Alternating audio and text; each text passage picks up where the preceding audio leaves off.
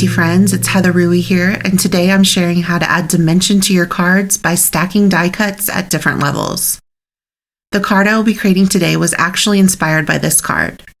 When I created this card, I had lots of heart die cuts left and wanted to put them to good use. I get asked often if I use my leftover pieces. I do, and wanted to share that in today's card project.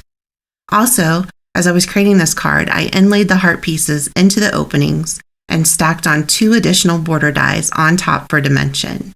I love the look of the same height dimension, but thought it would be fun to switch it up on the next card and stack the die cuts at different heights for added interest. Before we start creating the card, let's look at the die we will be using. This is the heart chain die from Simon Says Stamp's new Kisses release.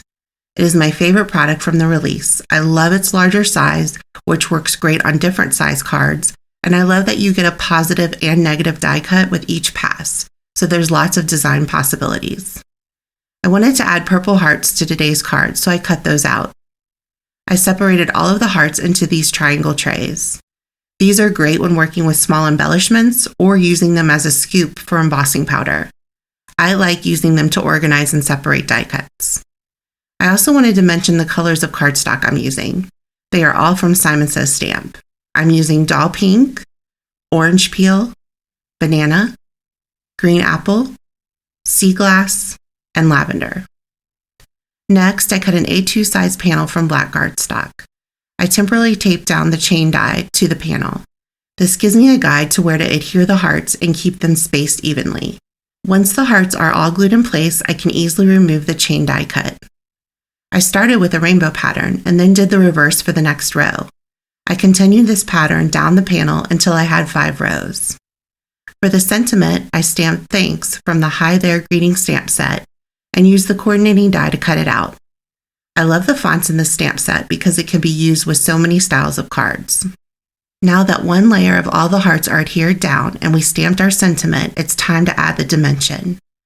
I planned out where the sentiment was going to go and used a pencil to mark the 3 hearts that it was going to touch. I want those 3 hearts to have the same number of die cut layers so that the sentiment will sit flat on the card.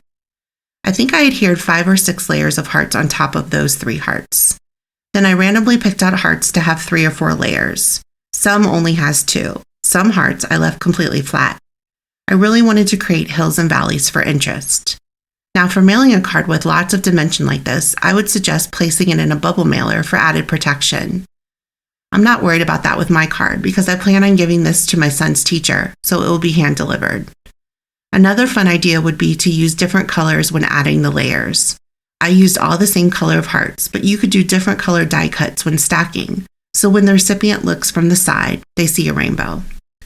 Next, I placed a piece of foam tape only in the center of the sentiment so it would lay flat in the valley of the design. I wanted to add some sparkle and shine, so I die cut a post-it note using the sentiment's coordinating die to mask it off before spraying it with this Shimmer Spritz. I sprayed it off camera in a box and just check out that sparkle and shine it gives. While that dries, I wanted to work on the envelope. I really like doing a little something to the envelope to tie everything together. I stamped this lace heart kaleidoscope background stamp on the flap of a blue envelope. I used a large post-it note to mask off the bottom portion of the envelope and used marine ink to stamp with. Here's a closer look at the envelope after it dried. Now back to the card. I adhered the panel to a side folding note card and rounded the 2 bottom corners to mimic the roundness of the hearts. Off camera, I added a sub-sentiment from the Reverse Bold Love Sentiment Strip Pack. I have another example of this technique to share. I created this card using the printmaking postage stamp set. Again, I added the extra die cuts at different levels for some added interest, just like on today's project. I will link to the blog post for this card in the video description below if you want more information. I hope this has inspired you to give this layered dimension technique a try. It's hard to capture on camera, but it's so cool in real life. Before I go, here are some video notes. Try layering your die cuts at different heights for added dimension and interest. You could also change up the colors in between for something fun and unexpected.